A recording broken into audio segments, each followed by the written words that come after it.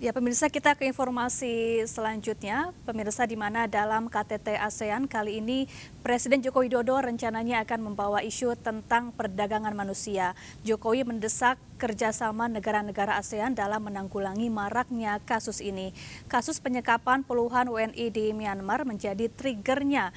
Kita akan membahasnya lebih dalam bersama Benny Ramdhani, Ketua Badan Perlindungan Pekerja Migran Indonesia atau BP2MI, dan Direktur Utama Migran Care Bapak Wahyu Susilo. Selamat sore Pak Benny dan Pak Wahyu, apa kabar? Selamat sore Mbak Sapa, Alhamdulillah sehat ya. Baik, saya ingin ke Pak Benny terlebih dahulu. Pak Benny, ini Presiden Joko Widodo menaruh perhatian besar terhadap masalah tindak pidana perdagangan orang di KTT ASEAN yang sedang berlangsung di Labuan Bajo saat ini. Sebetulnya sudah seberapa krusial masalah atau kasus TPPO ini terjadi, Pak Benny? Ya, menarik ya, karena Presiden Republik Indonesia menyampaikan pesan dalam KTT ASEAN dan menjadikan isu perdagangan orang ini menjadi isu yang dibahas di KTT ASEAN. Tentu isu perdagangan orang ini isu dunia sebetulnya, isu internasional ya.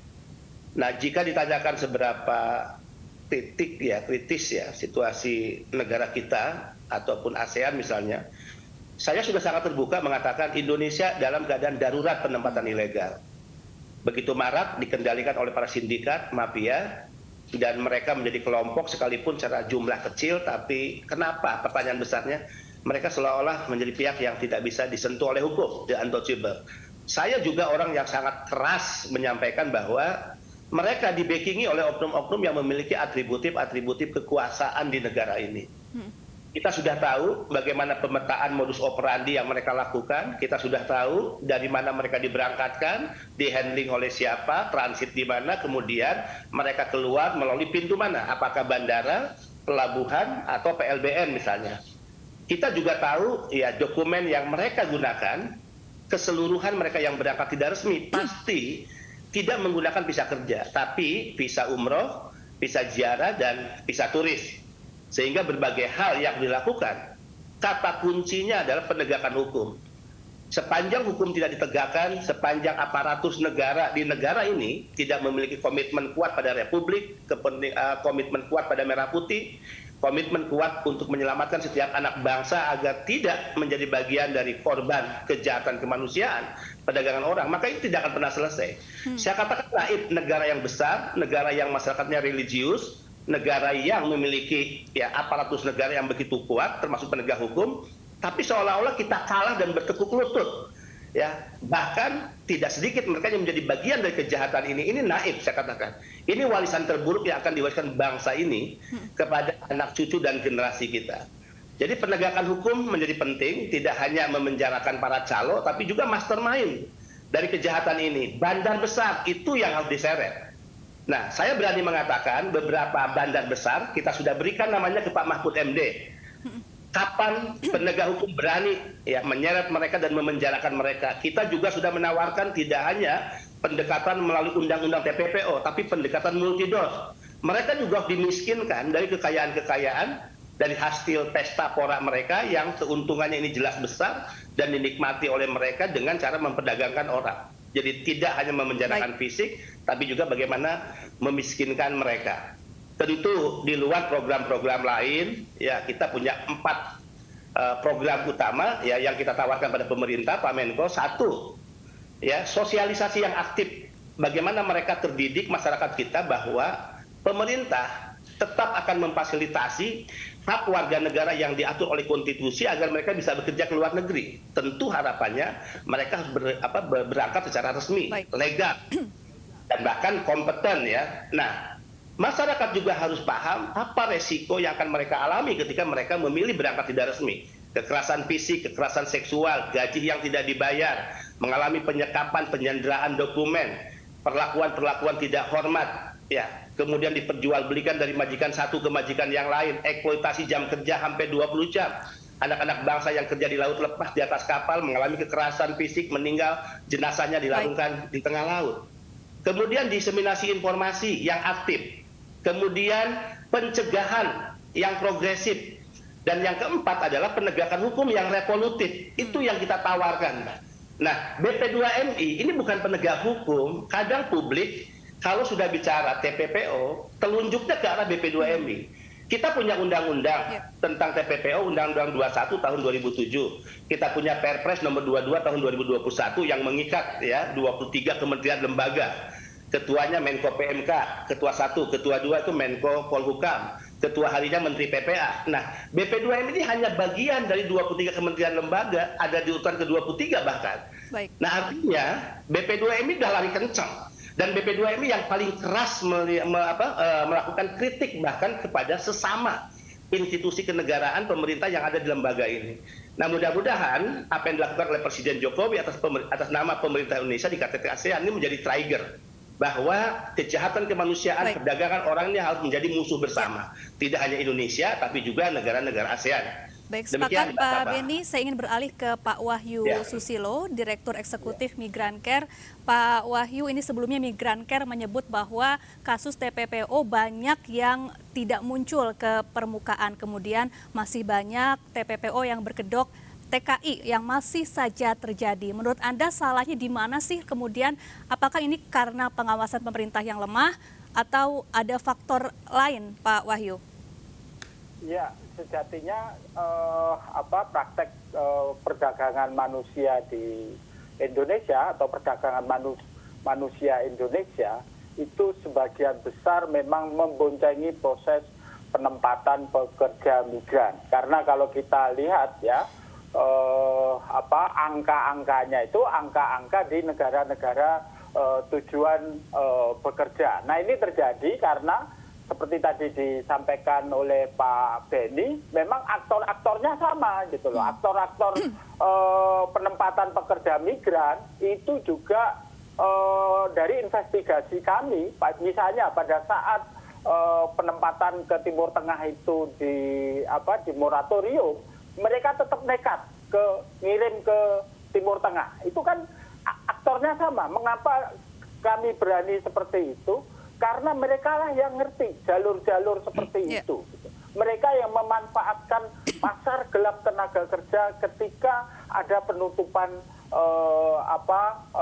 pengiriman dari Indonesia seperti itu. Jadi nggak mungkin misalnya aktornya tidak punya sentuhan, tidak punya jejaring dengan mereka yang selama ini bekerja secara legal dalam konteks penempatan pekerja migran seperti itu. Baik, Pak Wahyu, masih banyak WNI yang tertipu kemudian masuk jeratan pelaku, banyak calon TKI yang diberangkatkan ke negara tujuan namun dengan cara-cara ilegal. Ini mengapa masih bisa terjadi, kemudian apa saja langkah-langkah konkret sebagai tindakan preventif maupun untuk memberantas kasus TPPU yang marak terjadi, Pak Wahyu? Iya, saya kira sebenarnya secara modalitas kita sudah punya Undang-Undang 18 tahun 2017, safeguard-nya adalah Undang-Undang 21 tahun 2007, tapi kita tentu tahu gitu ya, ada perkembangan-perkembangan baru yang mungkin juga tidak bisa direspon secara cepat oleh aparat penegak hukum kita. Bahkan kadang-kadang di kampung-kampung, di desa-desa, aparat penegak hukum kita, polisi, ketika menangani kasus trafficking, masih banyak yang menggunakan KUHP. Tipiring, penipuan itu hanya dianggap tidak pidana ringan. Pemalsuan dokumen yang sebenarnya itu titik masuk perdagangan manusia, itu dihentikan pemrosesannya hanya kena pasal tindak pidana ringan, perbuatan tidak menyenangkan, atau pemalsuan dokumen. Bukan pemalsuan dokumen bagian dari perdagangan manusia, tapi pemalsuan dokumen dalam konteks KUHP yang hukumannya mungkin hanya 2 atau 3 tahun. Pengetahuan tentang undang-undang trafficking ya, tentang undang-undang TPPO, bahkan misalnya undang-undang 18 tahun 2017 itu masih sangat rendah. Saya pernah ada di satu kampung, ini masih di Jawa gitu. Mereka menggunakan undang-undang tentang pekerja migran, itu masih Undang-Undang 39 tahun 2004. Jadi betapa pengetahuan, betapa sosialisasi itu masih memusat di Jakarta dan sekitarnya. Tapi di kampung-kampung halaman itu di desa-desa di mana sumber pekerja migran, itu pengetahuan aparat itu masih harus terus ditingkatkan. Seperti itu. Baik Pak Beni, setelah kasus TPPO ini menjadi salah satu poin penting yang dibahas dalam KTT ASEAN, selanjutnya bentuk kerjasama apa saja yang harus dilakukan dengan negara-negara di ASEAN lainnya untuk mencegah dan juga memberantas kasus tindak pidana perdagangan orang ini? Ya, tidak ada kejahatan TPPO, Mbak, yang berdiri sendiri. Ya, ini sudah menjadi isu internasional dan sindikat tidak hanya ada di negara kita, tapi juga di negara tujuan. Ya, dari mereka yang mengirim para pekerja kita, termasuk misalnya di wilayah ASEAN. Harus ada kesepakatan bersama negara-negara ASEAN untuk pertama melakukan proteksi yang kuat atas warga masyarakatnya yang akan berangkat ke luar negeri. Kemudian juga memiliki hukum yang kuat untuk memberikan sanksi seberat-beratnya, selain tentu menolak masuknya warga negara asing dengan tujuan bekerja tapi secara tidak resmi, ya, memberikan sanksi yang sekuat-kuatnya. Di dalam negeri misalnya, selain tadi ya, sosialisasi yang aktif. Bisa dibayangkan, saya setuju dengan disampaikan Mas Wahyu. Undang-Undang 18, pasal 40, itu ada 9 kewenangan pemerintah provinsi terkait warga masyarakatnya yang akan berangkat ke luar negeri. Sosialisasi di dalamnya. Kedua, ya, ada 11 kewenangan pemerintah kabupaten kota di pasal 41. Kemudian di pasal 42 itu ada 5 kewenangan desa. Ini belum berjalan, setuju Pak Wahyu. Ini belum berjalan, ya, belum sungguh-sungguh menjadi komitmen pemerintah daerah. Kemudian dalam hal lain selain diseminasi yang aktif, pencegahan yang aktif. BP2MI 46 kali melakukan pencegahan, 25 kali saya memimpin langsung, 8.000 anak-anak bangsa sudah kita selamatkan. Walaupun tentu jika ditambah jumlahnya dengan gerakan 2 tahun terakhir TNI Polri, ini sudah cukup banyak karena sudah mulai bergerak. Pak Menko mengambil alih orkestrasi untuk perang melawan sindikat penempatan ilegal. Walaupun kendala lainnya muncul juga, kesepahaman atas penggunaan undang-undang mana kepada para sindikat, ini juga belum linear antara para penegak hukum. Saya sering menemukan satu kasus di satu daerah, polisi sepakat ini undang-undang TPPO. Jaksanya tidak mengenakan undang-undang TPPO. Vonis hukumannya rendah, hanya 4 tahun, hanya 3 tahun. Padahal kalau undang-undang TPO bisa 15 tahun. Nah, ini juga tanggung jawab daripada aparat penegak hukum. Ya. Kemudian tentu selain pencegahan adalah penegakan hukum yang revolutif, Mbak. Ini adalah kejahatan yang tidak bisa ditolerir.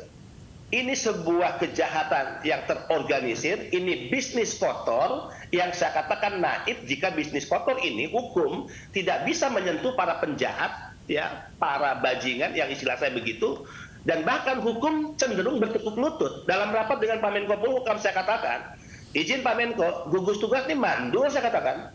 Bayangkan kalau bicara gugus tugas TPPO, itu kan sudah dibentuk dari tahun berapa, Pak Wahyu pasti tahu lah. Tapi apa efek jerak yang kita hasilkan untuk mengerem tindakan-tindakan, ya, kejahatan perdagangan manusia yang sekarang semakin canggih, semakin modern. Kamboja, kemudian Thailand, Myanmar, Laos, ini tren 2 tahun terakhir untuk dipekerjakan di judi online misalnya, ya, atau scam online. Nah, ini juga artinya mereka memodifikasi dengan cara yang canggih bagaimana melakukan recruiting kepada mereka yang akan menjadi korban TPPO. Bagaimana hukum mengantisipasinya? Nah, kasus-kasus kejahatan TPPO ini, Mbak, sudah kita ketahui, saya katakan, ya, modus operandinya, dari mana mereka berasal, dikumpulkan oleh siapa, transit di mana, keluar melalui pintu apa.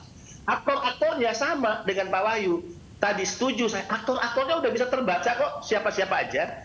Ini hanya tinggal bagaimana goodwill pemerintah, khususnya penegak hukum, untuk komitmen pada merah putih.